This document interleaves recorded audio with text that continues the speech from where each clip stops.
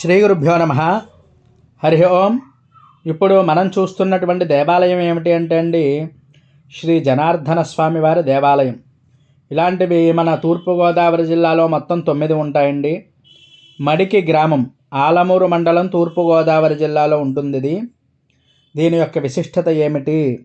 ఇవి ధనుర్మాసం సందర్భంగా స్వామివారిని దర్శనం చేసుకోవడం చాలా విశేషమైనటువంటి పుణ్యాన్ని కలగజేస్తుంది. అంతేకాకుండా ఎన్నో జన్మల్లో చేసినటువంటి పాపాలన్నీ కూడా తొలగిపోతాయి. ఎందువల్ల అంటే దీని యొక్క కథనం ఏమిటి అనేది కథ మనం తెలుసుకుందాం. వీటిల్నే నవజనార్దన క్షేత్రాలు అని చెప్పి అంటూ ఉంటారండి. పూర్వం కృతయుగంలో నారద మహర్షి అనేకమైనటువంటి మునులందరూ కూడా అఖండ గౌతమి నది తీరాన్ని శ్రీ మహావిష్ణువు గురించి అనేక వేల సంవత్సరాలు తపస్సు చేస్తూ ఉన్నారు. వారి తపస్సుకు మెచ్చినటువంటి మహావిష్ణువు ప్రత్యక్షమై వారిని అనుగ్రహించి ఏదైనా వరమును కోరుకో అని చెప్పి ఈ మునుల్ని అడగగా, అంతా ఆ మునిశ్రేష్ఠులు రాబో కాలంలో యుగధర్మమును అనుసరించి ఆ ఋషులు ఈ విధంగా కోరుకున్నారు. మరి మానవులందరూ కూడా అల్పాయుష్గాను అల్ప జ్ఞానులుగాను భగవంతుడైన మిమ్మల్ని మరచి సంచరిస్తూ ఉంటారు. కావున మాకు దర్శనమిచ్చిన ఈ రూపంతోనే శాశ్వతంగా నెలకొనవలసిందిగా కోరుకుంటూ ఉన్నారట.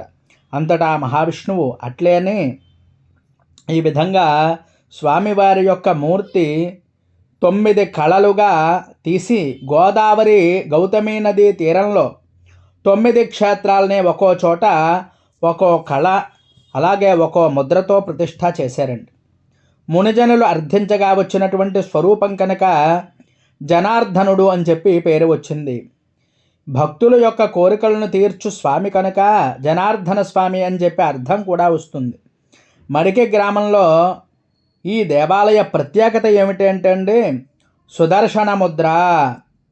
అంటే ఈ యొక్క సుదర్శన ముద్రతో ప్రతిష్ఠించారు కాబట్టి నారదాది మునులందరూ కూడా స్నానమాచరించి అప్పటి రేవుని బ్రాహ్మణ రేవు అని చెప్పి అనేవారు.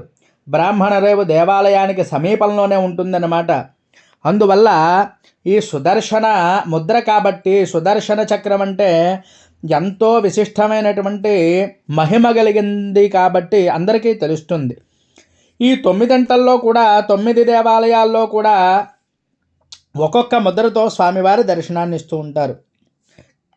సాధారణంగా ఈ యాత్ర ముక్కోటి ఏకాదశి రోజు చేస్తూ ఉంటారండి. ఎప్పుడు నవజనార్దనుల్ని అందరూ కూడా దర్శనం చేసుకుంటూ ఉంటారు. ఆ క్షేత్రాలు ఏమిటి అనేది నేను అక్కడ బోర్డు దగ్గర ఇందాక మీకు చూపించడం జరిగింది.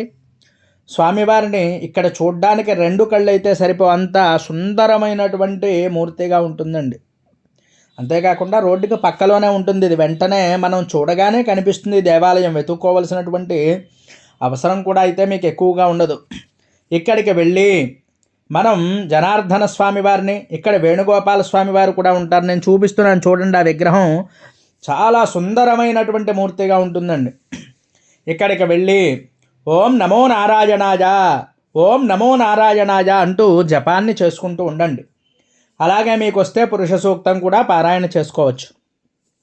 విష్ణు సహస్రనామ స్తోత్రం కూడా పారాయణ చేయండి. భగవద్గీత కూడా పారాయణ చేసేటువంటి ప్రయత్నాన్ని చేయండి. అంతేకాని మనం అక్కడికి వెళ్ళి లేనిపోని కబుర్లు అవి కూడా చెప్పుకోవద్దు దయచేసి. ఎందువల్ల అంటే దానివల్ల మనం ఏమీ సాధించలేము, పుణ్యం కూడా రాదు. ఇక్కడ కూర్చొని ఏదో భగవన్ నామాన్ని స్మరిస్తూ స్వామిని మనసా వాచ కనులారా ఒక్కసారి తిలకించండి. తిలకించి స్వామివారిని, అమ్మవారిని కూడా శ్రీభూ సమేత జనార్దన స్వామివారిని చక్కగా దర్శనం చేసుకోండి. అలాగే మరి మీరు వెళ్ళలేని వారు ఎవరైనా ఉంటే ఈ వీడియో చూసి తప్పకుండా దర్శనం చేసుకోండి. వెళ్ళేవారు ఉంటే వెళ్ళే ప్రయత్నం అయితే చేయండి. ఈ వీడియో ఎవరికైనా ఉపయోగపడుతుంది అంటే తప్పక పంపించండి.